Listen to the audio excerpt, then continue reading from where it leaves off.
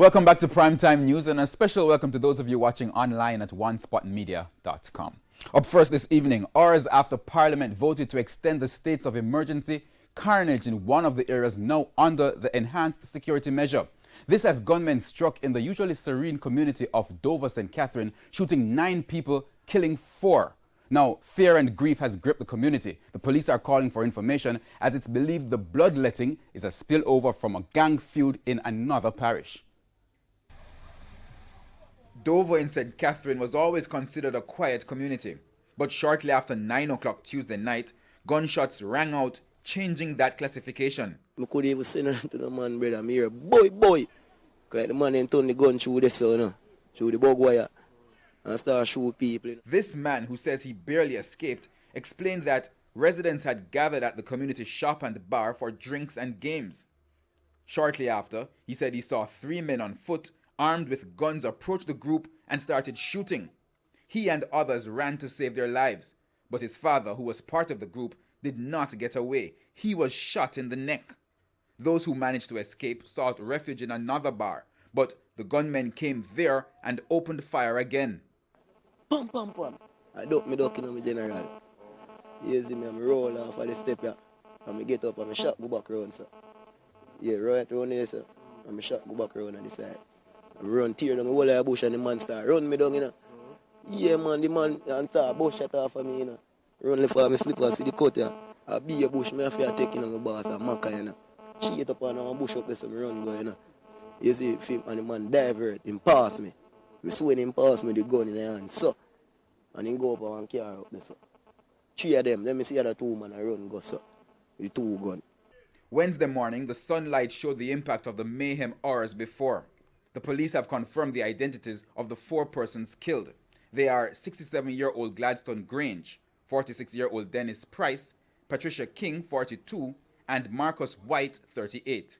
Head of the Area 5 Police Division, which includes St. Catherine, Assistant Commissioner Gary Griffiths, says the cops are probing several leads, including the possibility that this is a reprisal attack. We got a murder in Kitson Town last week, Friday, which is one of the theories we're looking at as well. But the area has been fairly quiet since the implementation of the state of emergency. Another theory from National Security Minister Dr. Horace Chang is that the shooting is gang-related.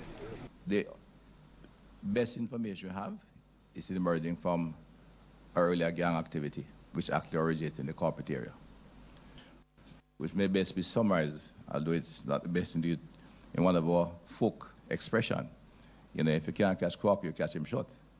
And you get in this station where criminals are now attacking the families of anyone they have a dispute with. For now, the residents say they are traumatized and living in fear in a parish that's currently under a state of emergency. Now, meanwhile, the quadruple killing has hit close to home for one government member. Culture Minister Olivia Babsy Grange said some of those shot were her relatives. TVJ's Kalisha Williams reports. 9 persons shot as the crime situation seems to escalate unabated. But for government ministers, this latest shooting in Dover St. Catherine is closer than any before. In fact, very close to home. They were family members of a member of parliament, they were involved. 2 family members of mine were actually shot, 1 killed. At Wednesday morning's press briefing at Jamaica House, Culture Minister Olivia Grange revealed that 67-year-old Gladstone Grange was her cousin. It's understood that Mr. Grange was a truck driver who lived in Kitson Town, St. Catherine. And actually in the square, where they always gather, they play games, Ludo, and there's a bar and there's a shop, and the shooting was just random. And in fact, 9 persons were shot, 4 dead, 4 taken to the hospital, and 1 did not actually go to the hospital. But it's really a sad day for all of us. The cops believe the shooting stems from a gang feud in Kingston. Head of the JCF's Corporate Communications Unit, CCU, Senior Superintendent Stephanie Lindsay indicated that none of the victims were believed to be involved in criminal activities. These persons are farmers and carpenters and all working persons from the community. Among the victims are males, and the youngest is 31 years old. So these are pretty much middle-aged persons. The shooting has been attributed to gang rivalry. With this many uninvolved persons being injured and killed, the security force is calling for more help from the community. Also, greater focus is to be put on stopping the importation of guns and the movement of gangs. When they get to these districts, they don't, even especially now in the SO is even more, but they don't look for one person. They shoot everybody on the street. It's a horrible thing, and the police is looking at how we can, mitigate that.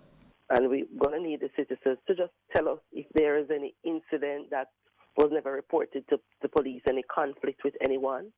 If they're aware of anyone from the community who is in any conflict with persons external to the community. Because at the moment, we're just following different lines of inquiry, but nothing concrete to even shape how the investigators will proceed. Kalisha Williams, TVJ News.